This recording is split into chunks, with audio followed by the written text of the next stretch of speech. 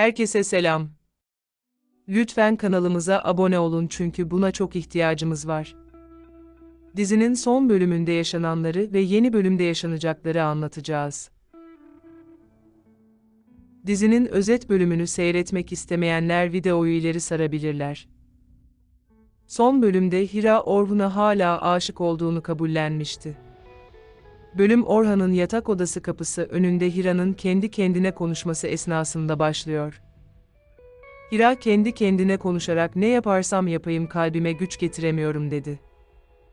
Hira içerisinden çıkılmaz olan sıkıntıdan kurtulmak için Allah'a dua etmeye başladı. O dakikalarda Orhun yattığı yataktan uyandı ve açık olan pencereyi kapatmaya gitti.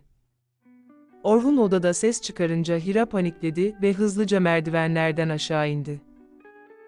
Orhun kapı arkasından ses gelince koşarak merdivenlere gitti. Orhun dur diye Hira'ya bağırdı. Hira Orhun'a bir sorun mu var dedi. Orhan Hira'ya bir ses duyduğum için şüphelendim dedi. Hira Orhan'a aslında su içmeye gelmiştim dedi. Orhun Hira'ya mutfak aşağı katta ve senin muştemilat odanda su olması gerekiyor dedi. Hira Orhun'a odaları karıştırdım müştemilat odasında su bitmişti dedi. Orhan Hira'ya odamdaki pencereyi sen mi açtın dedi. Hira Orhun'a hayır dedi. Orhun Hira'ya sanırım pencereyi açan kişi hizmetçi Sultan'dır dedi. Orhun Hira'nın gergin olduğunu fark etti ve daha fazla onunla konuşmak istemedi. Ertesi sabah oldu. Hira odasındadır ve sabah erkenden uyanmıştır. Sahra ise yatağında uyumaya devam ediyordur. Hira kendi kendine konuşarak duygularım bana hakim oldu artık güçsüzleştim dedi. Hira kendi kendine konuşarak Orhun'u görünce hiçbir şey olmuyormuş gibi davranamıyorum dedi. O esnada Sahra uyandı ve annesine günaydın dedi. Sahra Hira'ya sanırım çok uyumuşum ve bir de sen neden hala işe gitmedin dedi. Hira Sahra'ya birazdan işe gideceğim dedi.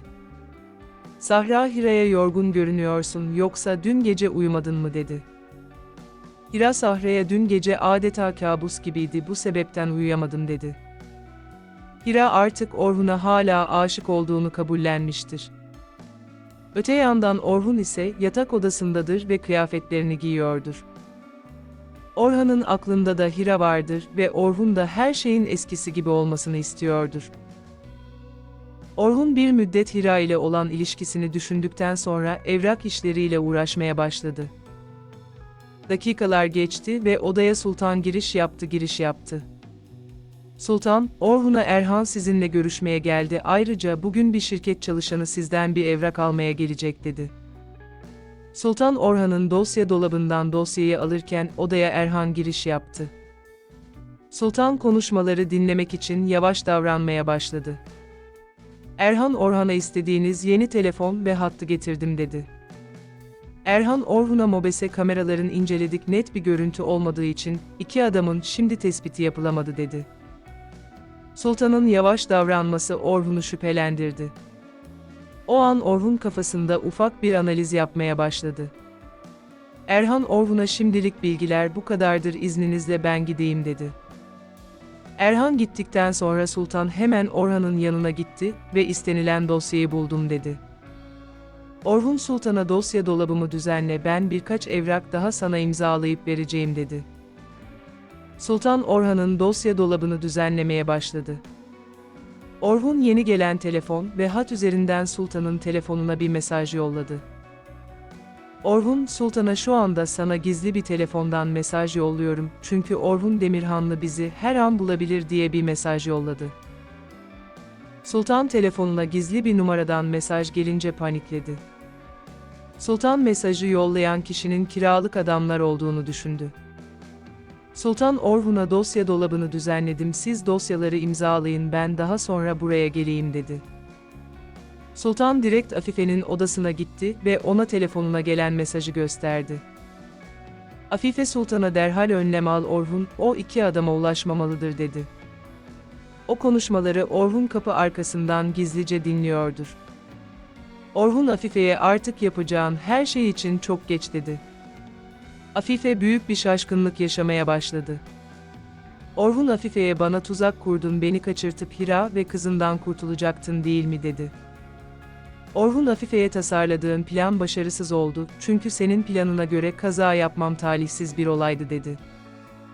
Orhan Afife'ye olay anını hatırladım dedi. Orhun Afife'ye az kaldı ölümüme sebep olacaktın ve bu sebepten dolayı vicdan azabı çekiyordun değil mi dedi. Afife Orhun'a hayır hiçbir şey sandığın gibi değil dedi. Orhan Afife'ye o halde onu ispatlayalım dedi. Orhun Sultan'ın telefonunu aldı ve telefondaki planın detaylarını Afife'ye gösterdi. Orhun Afife'ye Sultan'ın telefonunda senin hazırladığın planın detayları var dedi. Sultan Orhun'a planı ben tasarladım, Afife'nin bir suçu yok dedi. Orhan Afife'ye şimdi de senin telefonunu kontrol edeceğim dedi ve Afife'nin telefonunu incelemeye başladı. Orhun Afife'ye telefonundaki son aramalarda Taşkın ile konuşmuşsun ve ayrıca Taşkın ile telefonla mesajlaşmışsın dedi. Afife donmuş bir şekilde sadece Orkun'a bakıyordur. Orhan Afife'ye bu kadar alçalacağını hiç tahmin etmezdim dedi. Afife ayakta durmakta zorluk çekti ve tansiyonu düştü. Sultan, Afife'yi koltuğa oturttu ve daha sonra telefonla bir doktor çağırdı. Dakikalar ilerledi, Hira, bahçıvandan köşke bir doktor geldiğini öğrendi. Hira köşk kapısından içeri girdi ve Behiye'ye Orhun Bey'e bir şey mi oldu, neden doktor geldi dedi.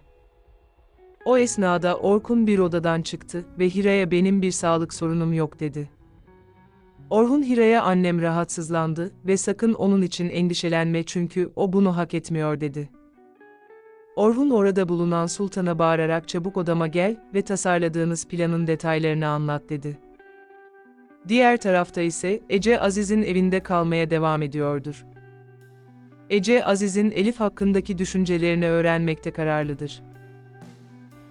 Suzan ise Aziz'e her fırsatta Ece'ye karşı samimi davranmasını istiyordur. Ama Aziz Ece'ye yaklaşmak bile istemiyordur. Ama mecburen Ece'yi umursayan cümleler kurmaya çalışıyordur. Gün içerisinde Gürbüz Ece'yi ziyarete geldi. Aziz ve Suzan panikledi ve hemen Elif'i bir odaya sakladılar. Suzan Ece'ye Gürbüz'e bir şey anlatmaması için ona yalvardı. Gürbüz evde fazla durmadı, Aziz ile bir işi olduğu için Aziz ile birlikte evden ayrıldılar. Ece direkt bir odada saklanan Elif'in yanına gitti ve onu azarlamaya başladı. Dakikalar sonra Aziz yara bandı poşetiyle eve giriş yaptı. Elif daha önceden cam kırıkları toplarken parmağını kesmişti. Ece Aziz'in Elif'i önemsemesinden epey öfke duydu. Ece artık Elif'i bir rakip olarak görüyor. Diğer tarafta ise Afife yatak odasındadır ve Sultan'ın verdiği ilaçları içiyordur. Sultan Afife'ye neyse ki muayene edildiniz ve doktor kötü bir şeyinizin olmadığını söyledi. Afife Sultan'a hayır kötüyüm çünkü benim için her şey bitti dedi. Afife Sultan'a planımızın detaylarını Orkun'a anlattın mı dedi. Sultan mahcup bir şekilde Afife'ye planın detaylarını Orkun'a anlatmak zorunda kaldım dedi. O esnada odaya Orhun giriş yaptı. Orhun Afife'ye bana bakmaya utanıyorsun değil mi dedi. Orhun Afife'ye sen bir annesin, sen vicdansız bir şekilde bir anne ve kızına nasıl zarar vermeye kalkıştın dedi. Orhun Afife'ye o alçak adamın Hira ve kızına büyük kötülük yapabileceğini bilemedin mi dedi. O anlarda Hira evin koridorundadır ve bağırışları dinlemeye başladı. Afife Orhun'a seni Hira'dan korumak için yaptım, neden anlamıyorsun dedi. Afife Orhun'a benim amacım sana zarar vermek değildi, sana zararı veren tek kişi Hira'dır dedi. Afife Orhun'a Hira'nın kocası ölse bile Hira Yekta'nın soyadını taşıyor ve Sahra Yekta'nın kızı dedi. Afife Orhun'a benim tek amacım seni Hira'dan uzak tutmaktı dedi. Orhun Afife'ye hala anlamadın mı, ben Hira ve kızı için canımı vermeye hazırım dedi. Hira Orhan'ın bu cümlesinden çok etkilendi. Hira daha fazla konuşmaları dinlemedi ve odasına gitti. Hira Orhan'ın söylemlerini düşünmeye başladı. Hira kendi kendine konuşarak Orhun neden 6 sene önce bizi korumadı dedi. Hira kendi kendine konuşarak Orhun bir anda neden değişti ki dedi. Hira Orhun'un kötü birisi olmasını istiyordu çünkü bu sayede Orkun'dan nefret edebilecekti. Orhun ise Afife ile daha fazla muhatap olmamak için odadan çıktı ve bahçede yürüyüşe çıktı.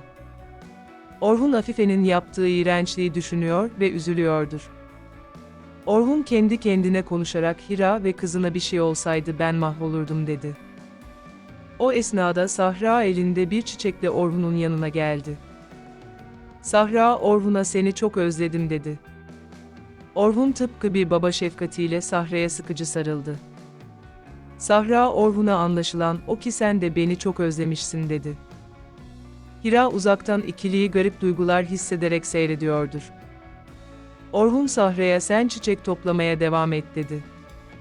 Sahra gittikten sonra Hira Orhan'ın yanına gitti ve onunla konuşmaya başladı. Orhun Hira'ya her şey annemin bir planıymış dedi. Orhun Hira'ya annemin planına göre ben saf dışı bırakılacaktım ve sen ve kızın Taşkın'a teslim edilecektin dedi. Orhun Hira'ya eğer plan başarılı olsaydı seni ve Sahra'yı kaybedebilirdim mi? Hira içinden konuşarak Orhun lütfen böyle bir konuşma yapma, böyle bir bakış yapma dayanamıyorum dedi. Hira içinden konuşarak yapacağın her şey için artık çok geç dedi. Hira Orhun'a yeni bir hayat kurman için bana yardımcı olur musun dedi. Hira Orhun'a dünyanın başka bir yerinde. Kızımla birlikte yeni bir hayat kurmama yardım eder misin dedi. Orhun Hira'ya annemden dolayı mı gitmek istiyorsun dedi. Hira Orhun'a hayır bu sadece benim bir düşüncem dedi.